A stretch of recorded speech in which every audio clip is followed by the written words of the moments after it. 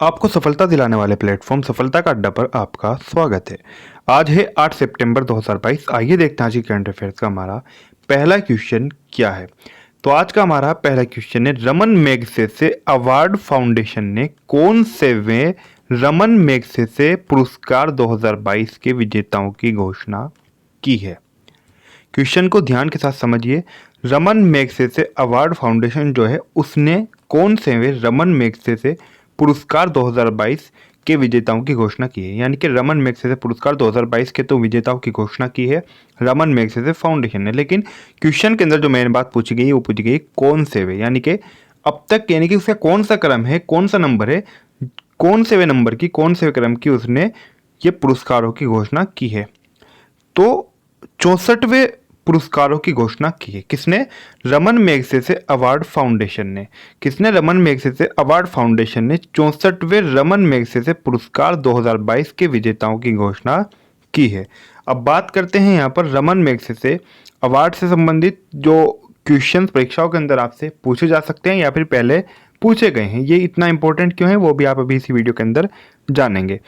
इस पुरस्कार की अगर बात करें तो इस पुरस्कार का मुख्यतः अगर नाम की बात करें किसके नाम पर पड़ा, तो फिलीपींस के 7वें यानी कि 7th जो यहाँ के प्रेसिडेंट थे, 7वें राष्ट्रपति रमन मैगसेसे के नाम पर रखा गया। किसके नाम पर? फिलीपींस के 7वें राष्ट्रपति रमन मैगसेसे के नाम पर इसको रखा गया है, इस पुरस्कार के नाम को। जो फिलीपींस का ये जो राष्ट्रपति हैं फिलीपींस के 7वें, उनके नाम पर। इसे एशिया का नोबेल पुरस्कार भी माना जाता है, यानी कि इसे एशिया का नोबेल पुरस्कार भी माना जाता है। प्रथम पुरस्कार ये 1958 में दिया गया था, 1958 में। आपसे क्वेश्चन ये भी पूछा जा सकता है कि रमन मैगसेसे प्रथम पुरस्कार कब दिया गया था, तो 1958 में। या फिर ये भी क्वेश्चन पूछ लिया जाता है कि एशिया का नोबेल किस पुरस्कार को कहा जाता है। वहाँ पर आपको नीचे 3-4 पुरस्कारों के विभिन्न नाम दिए गए होंगे, उनमें ही एक विकल्प ये भी होगा रमन मैगसेसे पुरस्कार। तो एशिया का जो नोबेल कहा जाता है वो रमन मैगसेसे को ही कहा जाता है, यानी कि रमन मैगसेसे पुरस्कार को। अब बात करते हैं इस बार किन लोगों को ये पुरस्कार दिया गया है, उनके बारे में थोड़ा सा जानते हैं। 2022 की जो विजेताओं की जो एक प्रकार से सूची है, सोथियारा छिम ये कंबोडिया से हैं, इनको मिला है कौन? सोथियारा छिम। आगे हैं बर्नाडेट मैड्रिड, ये फिलीपींस से हैं, इनको भी दिया गया है। तदाशी हटोरी ये जापान से हैं, इनको भी दिया गया है। गेरी बेन चेगिव इंडोनेशिया से हैं, इनको भी दिया गया है। अब फिलीपींस की बात करते हैं। फिलीपींस की बात करें तो यहाँ की कैपिटल है मनीला और यहाँ के राष्ट्रपति हैं बोंग बोंग मार्कोस। कौन? बोंग बोंग मार्कोस यहाँ के राष्ट्रपति हैं, यानी कि प्रेसिडेंट हैं, और मनीला फिलीपींस की राजधानी है। आगे बढ़ते हैं, देखते हैं हमारा अगला क्वेश्चन क्या है। अगला क्वेश्चन है हमारा, दिल्ली एनसीआर की तर्ज पर राज्य राजधानी क्षेत्र यानी कि एससीआर, क्या एससीआर कौन विकसित करेगा? किसकी तर्ज पर? दिल्ली एनसीआर की तर्ज पर। तो दिल्ली एनसीआर की तर्ज पर, ये दिल्ली एनसीआर क्या है पहले इसके बारे में थोड़ा सा जान लेते हैं। दिल्ली एनसीआर की अगर आपसे मुख्य रूप से अगर हम बात करें, ये हमारा यहाँ पर अगर हम बात करें, ये हमारा एक प्रकार से, यहाँ पर मैं जल्दी में मैं नक्शा बना रहा हूँ, यहाँ पर ये हमारा भारत है, यहाँ पर है दिल्ली।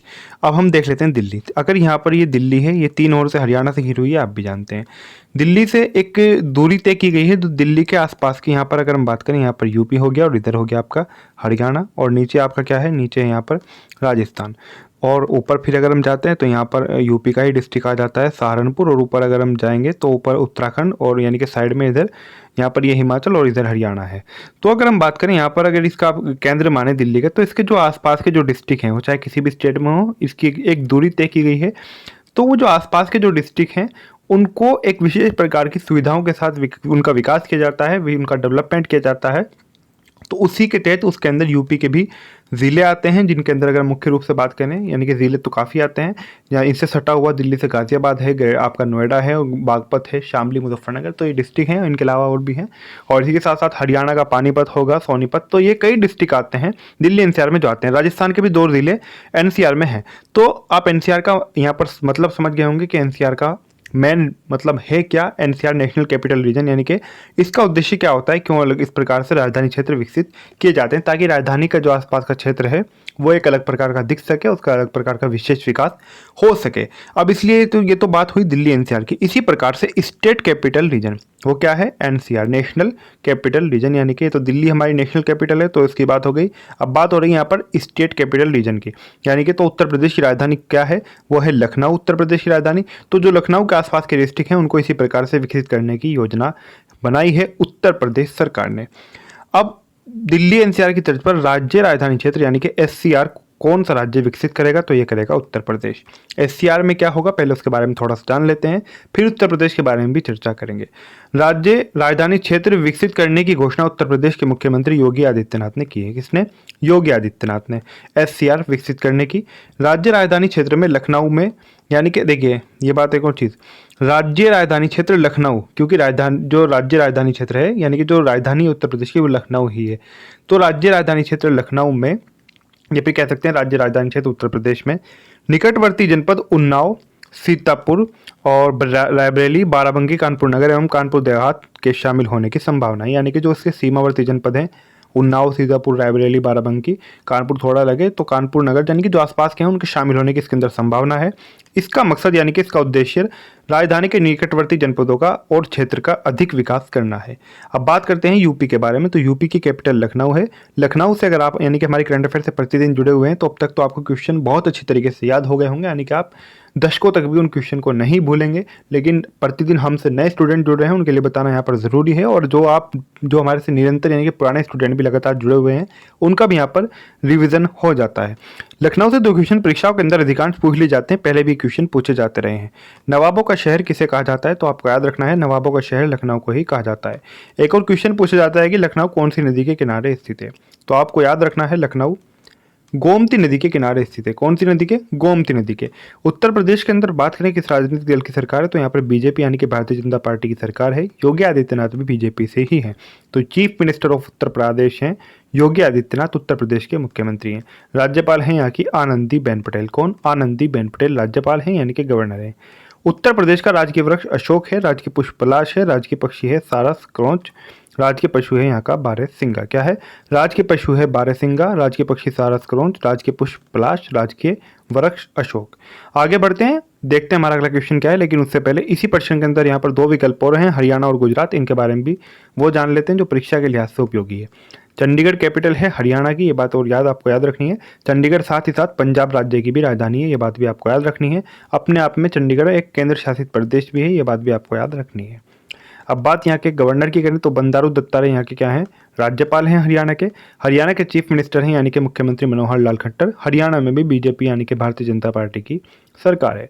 गुजरात की बात करें तो कैपिटल गांधीनगर है गुजरात के, और विजय रूपाणी है यहाँ के मुख्यमंत्री। यहाँ पर भी बीजेपी यानी कि भारतीय जनता पार्टी की सरकार है। राज्यपाल की बात करें तो वह है आचार्य देवव्रत। कौन? आचार्य देवव्रत राज्यपाल हैं गुजरात के। आगे बढ़ते हैं, देखते हैं हमारा अगला क्वेश्चन क्या है। अगला क्वेश्चन है हमारा, ग्लोबल स्टार्टअप चैलेंज वेंचुराइज किसने लॉन्च किया है? तो ग्लोबल स्टार्टअप चैलेंज वेंचुराइज इससे लॉन्च किया है कर्नाटक सरकार ने। किसने? कर्नाटक राज्य के द्वारा, कर्नाटक गवर्नमेंट के द्वारा ग्लोबल स्टार्टअप चैलेंज वेंचुराइज को लॉन्च किया गया है। कर्नाटक की अगर बात करें तो कर्नाटक की कैपिटल है बेंगलुरु यानी कि राजधानी है। बसवराज बोम्मई यहाँ के चीफ मिनिस्टर हैं यानी कि मुख्यमंत्री हैं। थावरचंद गहलोत गवर्नर ऑफ कर्नाटक हैं यानी कि राज्यपाल हैं कर्नाटक के। कौन? थावरचंद गहलोत। अगला क्वेश्चन है हमारा, IILM विश्वविद्यालय ने भारत में कहां पर अपना पहला नेप 2020 अनुपालन लॉ स्कूल लॉन्च किया है? क्या लॉ स्कूल लॉन्च किया है IILM विश्वविद्यालय ने? तो भारत में कहां पर इन्होंने पहला अपना यानी कि जो न्यू एजुकेशन पॉलिसी है 2020 उसके तहत यानी कि उसके अनुपालन में लॉ स्कूल लॉन्च किया है? तो ये ग्रेटर नोएडा में। कहाँ पर किया है? ग्रेटर नोएडा में। अब ये IILM विश्वविद्यालय यानी कि यूनिवर्सिटी का है, इसके बारे में थोड़ा सा जानते हैं। इसका पूरा नाम है institute of integrated learning in management university Gurgaon. कहाँ पर है? गुड़गांव में है यानी कि गुरुग्राम हरियाणा में। Institute of integrated learning in management university Gurgaon यानी कि गुरुग्राम। नेप 2020 इसका पूरा नाम नेशनल एजुकेशन पॉलिसी, अगर हिंदी में कहें तो राष्ट्रीय शिक्षा नीति होगा, ये बात आप जानते ही हैं। नेशनल एजुकेशन पॉलिसी यानी कि राष्ट्रीय शिक्षा नीति। आगे बढ़ते हैं, देखते हैं हमारा अगला क्वेश्चन क्या है। अगला क्वेश्चन है हमारा, क्वाड के वरिष्ठ अधिकारियों की बैठक की मेज़बानी किसने की? तो क्वाड के जो वरिष्ठ अधिकारी हैं उनकी हाल ही में बैठक हुई है। इन सब की मेज़बानी की है भारत ने। किसने की है? हमारे देश भारत ने। अब अगर बात करें यहाँ पर एक क्वाड क्या है, इसको अगर हिंदी में मुख्य रूप से हम कहें तो इसको आप चतुर्भुज सुरक्षा संवाद भी कह सकते हैं। 4 देशों का या फिर 4 बड़े जो राष्ट्र हैं उनका एक समूह है। इसके अंदर अगर हम मुख्य रूप से बात करें, इसकी स्थापना यानी कि जो इसको जो स्थापित किया गया था वो 2007 में किया गया था। इसके अंदर जो मुख्य रूप से शामिल हैं यानी कि 4 ही हैं, भारत, ऑस्ट्रेलिया, जापान और यूएस यानी कि अमेरिका एक प्रकार से कह सकते हैं, और जापान हो गया, और ऑस्ट्रेलिया और भारत यानी कि 4 इसके अंदर शामिल हैं, आप देख भी सकते हैं। आगे बढ़ते हैं, देखते हैं हमारा अगला क्वेश्चन क्या है। अगला क्वेश्चन है हमारा, भारतीय प्रतिभूति और विनिमय बोर्ड ने साइबर सुरक्षा पैनल में बदलाव करते हुए सदस्यों की संख्या बढ़ाकर कितनी कर दी? तो भारतीय प्रतिभूति और विनिमय बोर्ड जो है इसने साइबर सुरक्षा पैनल के अंदर चेंजिंग करते हुए यानी कि बदलाव करते हुए मेंबर्स की जो यहाँ पर जो संख्या है सदस्यों की उसको बढ़ाकर 6 कर दिया। किसने? यहाँ पर बात हो रही है सेबी की यानी कि भारतीय प्रतिभूति विनिमय बोर्ड की। तो 6 सदस्य अब इन्होंने कर दिए हैं। अगर बात करें यहाँ पर सेबी के बारे में तो इसका पूरा नाम होगा security exchange board of India. क्या? Security exchange board of India, जिसे हिंदी में हम कहेंगे भारतीय प्रतिभूति और विनिमय बोर्ड। स्थापना 30 जनवरी 1992 में हुई थी। कब? 30 जनवरी 1992 को सेबी की स्थापना हुई थी। मुख्यालय इसका यानी कि हेडक्वार्टर मुंबई में है। अगला क्वेश्चन है हमारा, फुटबॉल प्रतियोगिता SAFF अंडर-17 और चैंपियनशिप की मेज़बानी कौन कर रहा है? तो फुटबॉल प्रतियोगिता जो है यहाँ पर एक और चीज़ यहाँ पर आप यहाँ पर अभी क्वेश्चन के अंदर आप देख रहे होंगे तो यहाँ पर थोड़ा मिस प्रिंट हो रहा है, इसको आप सही कर लें। यहाँ पर आएगा आपका अंडर-17। क्या आएगा? तो अंडर-17 चैंपियनशिप की यहाँ पर बात हो रही है। किसकी हो रही है? अंडर-17 चैंपियनशिप की यहाँ पर बात हो रही है। ये बात आपको याद रखनी है इसकी यहाँ पर। तो अंडर-17 फुटबॉल प्रतियोगिता SAFF अंडर-17 चैंपियनशिप की मेज़बानी कौन कर रहा है? तो इसकी मेज़बानी कर रहा है श्रीलंका। कौन कर रहा है? श्रीलंका कर रहा है। श्रीलंका की अगर बात करें तो इसकी 2 कैपिटल है, श्री जयवर्धनापुरा कोट्टे और कोलंबो। क्या? श्री जयवर्धनापुरा कोट्टे और कोलंबो। और इसकी अगर प्राइम मिनिस्टर की बात करें तो वह है दिनेश गुणवर्धन। प्रेसिडेंट की बात करें तो वह है रानिल विक्रमासिंघे है। कौन? रानिल विक्रमासिंघे है। इसी क्वेश्चन में 2 विकल्प और हैं, 2 ऑप्शन और हैं, नेपाल और पाकिस्तान। दोनों ना सिर्फ हमारे पड़ोसी देश हैं बल्कि परीक्षा के लिहाज से भी ज़रूरी हैं। अब जानते हैं नेपाल के बारे में, लेकिन उससे पहले यहाँ पर श्रीलंका की करेंसी ऊपर छूट गई है, इसके बारे में भी जान लेते हैं। राष्ट्रपति रानिल विक्रमासिंघे और श्रीलंका की जो करेंसी है वो है श्रीलंकाई रुपया। क्या? श्रीलंकाई रुपया। ये ऐसे है, श्रीलंकाई रुपया, श्रीलंकाई रुपया। ये बात आपको याद रखनी है। पूरा यहाँ पर लिखा हुआ है श्रीलंका रुपया, लेकिन श्रीलंकाई रुपया यहाँ की क्या है? करेंसी है। यहाँ पर नेपाल की बात करते हैं। नेपाल की कैपिटल काठमांडू है। नेपाल के प्राइम मिनिस्टर हैं शेर बहादुर देउबा। कौन? शेर बहादुर देउबा। विद्या देवी भंडारी यहाँ की राष्ट्रपति हैं और यहाँ की करेंसी है नेपाली रुपया। क्या है? नेपाली रुपया। पाकिस्तान की बात कर लेते हैं तो पाकिस्तान की कैपिटल इस्लामाबाद है और पाकिस्तान के जो प्राइम मिनिस्टर हैं वो हैं शहबाज शरीफ। राष्ट्रपति हैं यानी कि आरिफ अलवी राष्ट्रपति, प्रधानमंत्री शहबाज शरीफ। पाकिस्तान की करेंसी है पाकिस्तानी रुपया। क्या है? पाकिस्तानी रुपया। अगला क्वेश्चन है हमारा, प्रतिष्ठित नेहरू ट्रॉफी बोट रेस का 68वां संस्करण किस राज्य में आयोजित किया गया है? तो प्रतिष्ठित नेहरू ट्रॉफी बोट रेस का 68वां जो संस्करण आयोजित किया गया है वो किया गया है केरल में।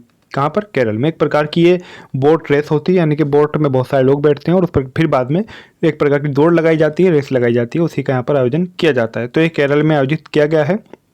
केरला की यानी केरल की अगर बात करें तो केरल की कैपिटल है तिरुवनंतपुरम, राजधानी। पिनराई विजयन यहाँ के मुख्यमंत्री हैं और राज्यपाल हैं आरिफ मोहम्मद खान। आरिफ मोहम्मद खान गवर्नर ऑफ केरल हैं। इसी प्रश्न के अंदर 2 विकल्प और हैं, उत्तर प्रदेश और उत्तराखंड। उत्तर प्रदेश के बारे में अभी ऊपर क्वेश्चन के अंदर ऊपर अभी पहले प्रश्न जब आया था SCR से संबंधित, वहाँ पर जानकर आए हैं। तो अब यहाँ पर सिर्फ उत्तराखंड के बारे में जानते हैं। उत्तराखंड की बात करें तो यहाँ की 2 कैपिटल हैं, देहरादून और गैरसैंण। क्या? देहरादून और गैरसैंण। मुख्यमंत्री हैं पुष्कर सिंह धामी, यहाँ पर भी बीजेपी की सरकार है। गुरमीत सिंह है राज्यपाल। कौन? गुरमीत सिंह गवर्नर ऑफ उत्तराखंड है। आगे बढ़ते हैं, देखते हैं हमारा अगला क्वेश्चन क्या है। अगला क्वेश्चन है हमारा, कनाडा में भारत के अगले उच्चायुक्त के रूप में किसे नियुक्त किया गया है? तो कनाडा के अंदर भारत के अगले उच्चायुक्त के रूप में नियुक्त किया गया है संजय कुमार वर्मा को। किसे? संजय कुमार वर्मा को नियुक्त किया गया है। आगे बढ़ते हैं, देखते हैं हमारा अगला क्वेश्चन क्या है, लेकिन उससे पहले कनाडा के बारे में भी थोड़ा सा जान लेते हैं। कनाडा की कैपिटल ओटावा है। कनाडा के प्राइम मिनिस्टर हैं जस्टिन ट्रूडो। कौन? जस्टिन ट्रूडो कनाडा के प्रधानमंत्री हैं।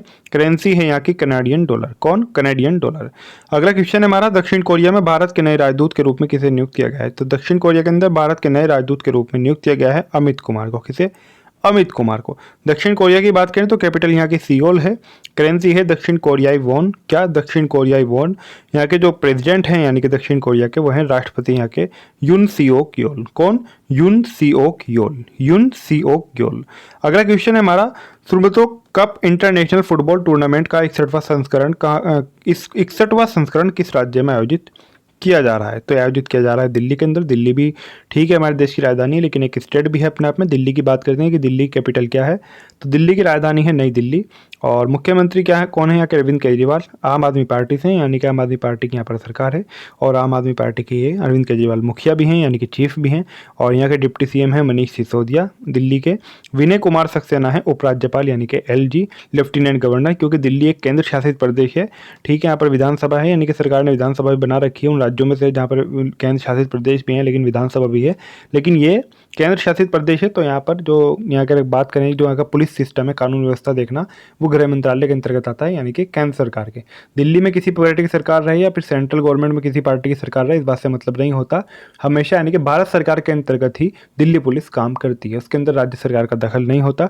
तो उपराज्यपाल यानी कि इनका काफ़ी यहाँ पर प्रभाव रहता है, जो यहाँ पर एलजी होते हैं, तो खासकर दिल्ली के अंदर विनय कुमार सक्सेना इनका नाम है। इसी प्रश्न के अंदर यहाँ पर दो विकल्प और मिले हैं, लद्दाख और पंजाब, इनके बारे में थोड़ा सा जान लेते हैं। लद्दाख की बात करें तो कैपिटल यहाँ की दो हैं, कारगिल एवं लेह, ये दो ही डिस्ट्रिक्ट हैं यहाँ पर लद्दाख में। उपराज्यपाल हैं यहाँ राधा कृष्णा माथुर। कौन? राधा कृष्णा माथुर लद्दाख में उपराज्यपाल हैं। लद्दाख भी एक केंद्र शासित प्रदेश है। पंजाब की बात करें तो पंजाब की कैपिटल चंडीगढ़ है। पंजाब से एक और बात याद रखनी है, पंजाब किसके साथ अपनी सीमा साझा करता है? पाकिस्तान के साथ में, जैसे कि बिहार और उत्तर प्रदेश की सीमा नेपाल के साथ मिलती है। आगे बढ़ते हैं, लेकिन उससे पहले पंजाब के बारे में थोड़ा सा जानते हैं। पंजाब में भी आपकी सरकार है, यानी कि आम आदमी पार्टी की, आपकी खुद की नहीं, यहाँ पर पार्टी की बात हो रही है, आम आदमी पार्टी की। भगवंत मान यहाँ के क्या हैं? मुख्यमंत्री हैं पंजाब के, जो कि आम आदमी पार्टी से ही हैं। राज्यपाल हैं बनवारी लाल पुरोहित। कहाँ के? बनवारी लाल पुरोहित। बनवारी लाल पुरोहित से एक और बात याद रखनी है, चंडीगढ़ अपने आप में केंद्र शासित प्रदेश भी है, मैंने आपको ऊपर बताया था। तो यहाँ पर प्रशासक की नियुक्ति होती है, और यहाँ के प्रशासक बनवारी लाल पुरोहित को ही, यानी कि उसका कार्यभार दिया गया है। ऐसा नहीं कि पंजाब पास में है या फिर पंजाब की कैपिटल यह है तो इसलिए इनको इसका प्रभार दिया गया, ऐसा कुछ नहीं है। सरकार जिससे चाहे उसे दे सकती है। यहाँ पर प्रशासक के रूप में सरकार आईएएस ऑफिसर को भी नियुक्त कर सकती है, जिस प्रकार का चंडीगढ़। हालांकि सरकार चाहे तो कहीं पर भी किसी की भी नियुक्ति कर सकती है, चाहे कोई आईएएस ऑफिसर हो या फिर नॉर्मल पर्सन, वो सरकार के हाथ में है किसको कहाँ पर क्या बनाना है, सरकार अपने अकॉर्डिंग करेगी। लेकिन कुछ केंद्र शासित प्रदेशों के अंदर अंतर होता है। देखिए, मैं अभी वही कह रहा था आपसे, चंडीगढ़ है, इसके अंदर कोई राज्य विधानसभा नहीं है। दिल्ली है, वहाँ पर राज्य विधानसभा है। तो इन दोनों के अंदर फर्क हो गया। वहाँ पर किसकी नियुक्ति हो रही है दिल्ली में? जो दिल्ली क्या है, केंद्र शासित प्रदेश, एलजी की, यानी कि लेफ्टिनेंट गवर्नर की, उपराज्यपाल की। लद्दाख में भी एलजी की नियुक्ति हो रही है, यानी कि एलजी को नियुक्त किया जा रहा है। जबकि यहाँ पर अलग से चंडीगढ़ जैसे जो केंद्र शासित प्रदेश हैं, अन्य प्रकार के, यानी कि एक तरह अन्य श्रेणी कह सकते हैं, वहाँ पर प्रशासक की नियुक्ति की जाती है। अगला क्वेश्चन है हमारा, किस राज्य में देश का पहला जैव ग्राम स्थापित किया गया है? यानी कि यहाँ पर बात हो रही है बायोलॉजिकल विलेज के बारे में। तो इंडिया का पहला जैव ग्राम स्थापित किया गया है किस राज्य में? त्रिपुरा में। कहाँ पर किया गया है? त्रिपुरा में। नाम है गांव का दसपारा। क्या? दसपारा नाम है, त्रिपुरा का गांव है। भारत का पहला बायो विलेज बन गया है। क्या? भारत का पहला बायो विलेज बन गया है त्रिपुरा का दसपारा। त्रिपुरा की बात करें तो कैपिटल अगरतला है। मुख्यमंत्री यहाँ के मणिक साहा। कौन? मणिक साहा। राज्यपाल हैं सत्यदेव नारायण आर्य। राज्यपाल सत्यदेव नारायण आर्य। मणिक साहा यहाँ के मुख्यमंत्री हैं। कहाँ के मुख्यमंत्री हैं? तो ये मुख्यमंत्री हैं त्रिपुरा के। आगे बढ़ते हैं, लेकिन उससे पहले इसी प्रश्न के अंदर दो विकल्प और हैं, छत्तीसगढ़ और मेघालय, इनके बारे में भी थोड़ा सा जानते हैं। छत्तीसगढ़ की बात करें तो कैपिटल रायपुर है। मुख्यमंत्री हैं यहाँ के भूपेश बघेल। कौन है? भूपेश बघेल क्या है? मुख्यमंत्री हैं यहाँ के। ये बात आपको याद रखनी है, कैपिटल रायपुर है। और यहाँ के गवर्नर की अगर बात करें तो वह हैं अनुसुईया उइके। छत्तीसगढ़ के जो गवर्नर हैं वह हैं अनुसुईया उइके। अब बात कर लेते हैं मेघालय की। मेघालय जो है इसकी कैपिटल शिलोंग है। कॉनराड संगमा यहाँ पर कौन है? कॉनराड संगमा है यहाँ के मुख्यमंत्री, यानी कि सीएम हैं। सत्यपाल मलिक हैं यहाँ के राज्यपाल। कौन है? सत्यपाल मलिक राज्यपाल हैं मेघालय के। ये बात आपको याद रखनी है। कहाँ के? मेघालय के राज्यपाल हैं कौन? सत्यपाल मलिक। ये बात आपको याद रखनी है। कॉनराड संगमा यहाँ के मुख्यमंत्री हैं, शिलोंग कैपिटल है। अगला क्वेश्चन है हमारा, डॉक्टर मनसुख मांडविया ने कितने राज्यों में एनसीडीसी की शाखाओं की आभासी रूप से आधारशिला रखी है? जो डॉक्टर मनसुख मांडविया हैं, इनके द्वारा कितने राज्यों में एनसीडीसी की शाखाओं की आधारशिला आभासी रूप से रखी गई है? तो 6 राज्यों में आभासी रूप से आधारशिला रखी गई है एनसीडीसी की शाखाओं की। अब ये एनसीडीसी है क्या, इसके बारे में थोड़ा सा जानते हैं। एनसीडीसी की अगर बात करें तो इसका पूरा नाम होगा नेशनल कोऑपरेशन डेवलपमेंट कॉरपोरेशन। क्या? नेशनल कोऑपरेशन डेवलपमेंट कॉरपोरेशन, यानी कि राष्ट्रीय सहकारी विकास निगम। क्या? राष्ट्रीय सहकारी विकास निगम की यहाँ पर बात हो रही है। इसकी शाखाओं की आभासी रूप से 6 राज्यों में आधारशिला रखी है। किसने? डॉक्टर मनसुख मांडविया ने। किसने? डॉक्टर मनसुख मांडविया ने। आज की हमारी करंट अफेयर्स यहीं पर पूरी होती है। आपने अगर अभी तक हमारे चैनल सफलता का अड्डा को सब्सक्राइब नहीं किया तो सब्सक्राइब जरूर कर लें। सब्सक्राइब करने से आपको क्या फ़ायदा होगा, जो भी हमारी नई क्लास आएगी, जो भी नई सबसे पहले वीडियो आएगी, उसका नोटिफिकेशन, उसकी सूचना सबसे पहले आपको मिलेगी। तो इसलिए सब्सक्राइब जरूर कर लें, पूरी तरह सब्सक्राइब जरूर करें। क्लास अच्छी लगी तो लाइक ज़रूर करें, क्लास को शेयर ज़रूर कर दें। और जो भी आपके मित्र हैं, जो भी फ्रेंड हैं, जो भी कज़न या फिर जो भी आपके मतलब रिश्तेदारी में हो, भाई बंधु जो भी हो, जहाँ पर भी जो भी तैयारी कर रहा हो, प्लीज़ क्लास को शेयर ज़्यादा से ज़्यादा ज़रूर कर दें। क्लास अच्छी लगे तो कमेंट करके ज़रूर बताएं कि क्लास आपको कैसी